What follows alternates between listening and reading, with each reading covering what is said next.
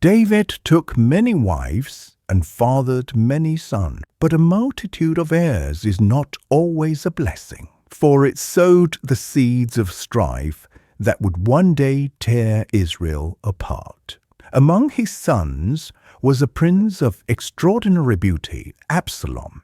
He inherited his father's handsome features, a tall and noble figure, crowned with long flowing hair, and eyes so blue and clear they seemed almost angelic. The scriptures say, "In all Israel there was none to be praised for his beauty like Absalom." Yet this radiant prince bore a dark stain upon his soul. He once killed his own brother Amnon to avenge the dishonor brought upon their sister. For this act, Absalom fled into exile for years, until David's heart softened, and he was allowed to return. But Absalom was proud and ambitious. He rode through the streets of Jerusalem in a golden chariot, escorted by 50 men, a display grander than the king himself. He met the people at the city gates, listening to their pleas, and speaking gently in his father's name. Slowly, he stole the hearts of Israel. At first, David paid little attention, but one day, news came rushing. Absalom had declared rebellion. Shocked and heartbroken, David fled the city. He ordered his general, Joab, deal gently with a young man, Absalom, bring him back alive. But fate was merciless. In the chaos of battle, Absalom's army was defeated. As he fled through the oak forest, his glorious hair caught in the branches. He hung suspended helpless between heaven and earth. When Joab found him, he drove his spear through Absalom's heart. When word reached David, he tore his robes and wept bitterly. "O my son Absalom, my son Absalom, would God I had died for thee!" From that day, David's body weakened, and his spirit was broken.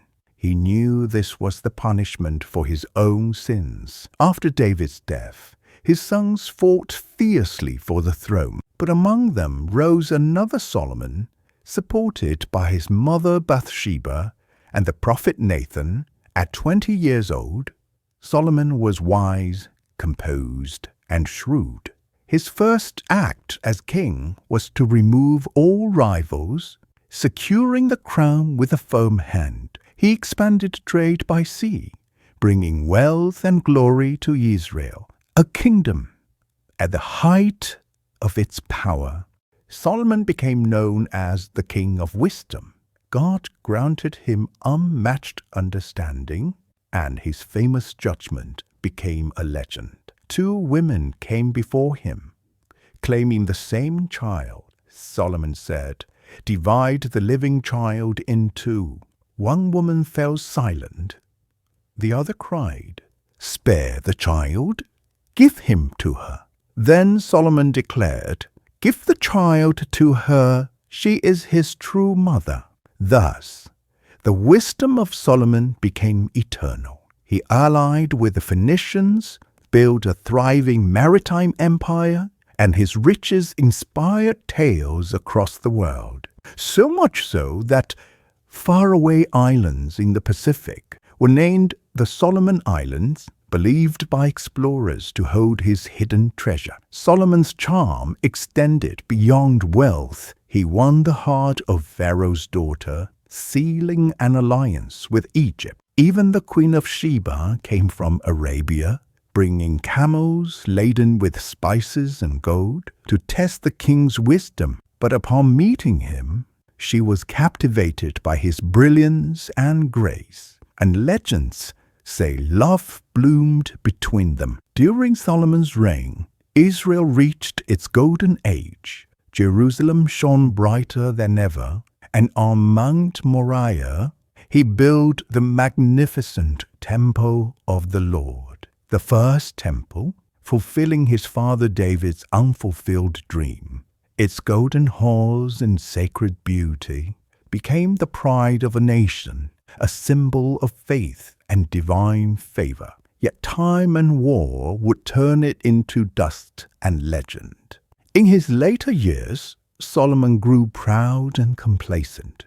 He turned from God, worshipping foreign idols, and the scriptures condemn him for it. Heavy taxes and royal extravagance slowly fractured the unity of Israel. Thus ended the glorious era of the three kings, Saul, David, and Solomon. Their glory, their sins, and their punishment, woven together into one of the most magnificent and tragic chapters in the history of Israel.